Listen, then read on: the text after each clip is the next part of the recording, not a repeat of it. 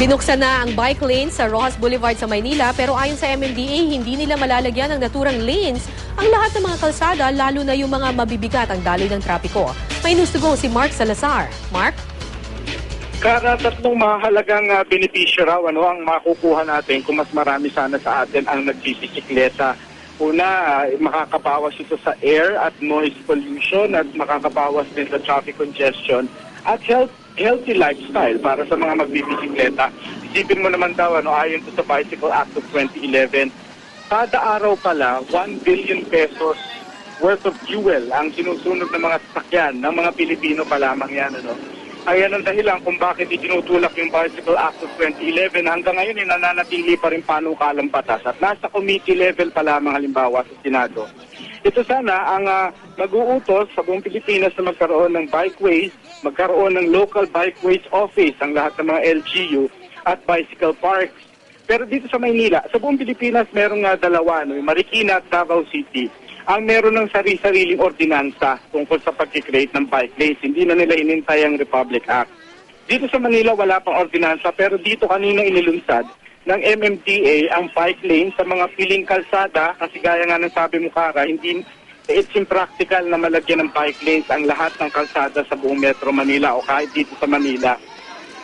Kasabay niya, naglulunsad rin sila ng Children's Road Safety Park sa tapat ng Manila Zoo kung saan tinuturuan yung mga bata ng tamang pagtawid, kumilala ng traffic lights at para hindi makaiwas sa disgrasya. Ayon kay MMDA Assistant Manager for Operations, hindi nga nila maisa sa katuparan ng bike lanes kasi kung halimbawa naman sa lahat ng kalsada, kasi kung halimbawa ang kalsada talagang natural na mabigat, ang heavy ng ang daloy ng trapiko, marami ang volume ng sasakyan, hindi rin ito healthy kasi nakapagkawis ka nga, pero kamusta naman yung baga mo pag nagpa-x-ray ka dahil talaga exposed ka sa usok ng maraming sasakyan at maaaring unsafe sa iyo dahil pwede kang mapitik ng mga sasakyan, mapangga ka at delikado. Kaya pinipili lamang, kagaya dito sa Maynila, kanina yung mga areas na hindi masyadong busy yung street o meron pang area na pedestrian lane na pwede nilang ma-convert into bike lanes. Pero may mga kalsada rin kasing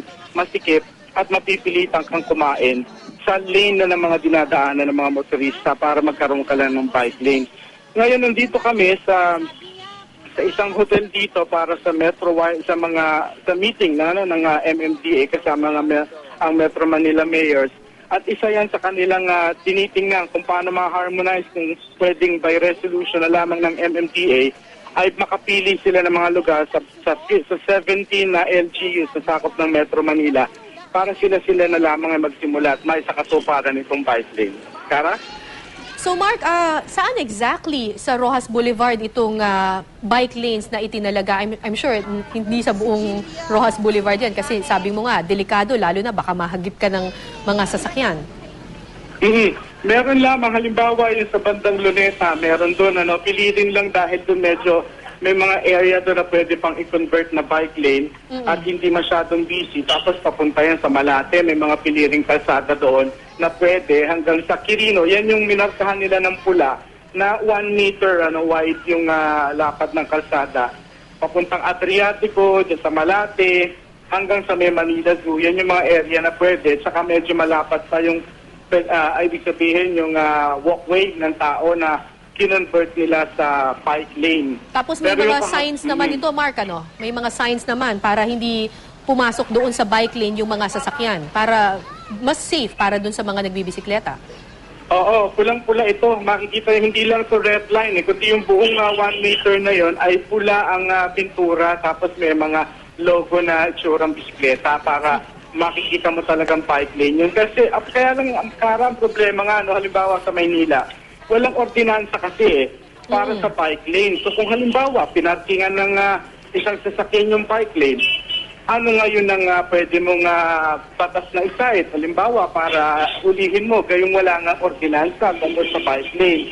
Kung halimbawa, obstruction of what? Wala naman nagsasabing bike lane nga na nakasaad sa batas pa. Kaya yan ang hinihikayat ng MMDA sa mga metro mayors na kung pwede, mag-adapt sila sa kanilang mga konseho ng mga ordinansa para malinaw, may batas, pwede may masasama siya sa ticketing system Na hindi mo pwedeng harangan ang sasakyan mo, paradahan itong lane na to dahil may bike lane na yan. Yung mga ganung bagay. Oo, at sana rin galangin talaga ng mga motorista itong mga bike lanes na ito dahil hindi lang naman Ayun sasakyan po. ang nagmamayari ng kalsada. Kusang palo na lang ba, di ba? Dahil para naman sa atin lahat ito. Maraming salamat, Mark Salazar.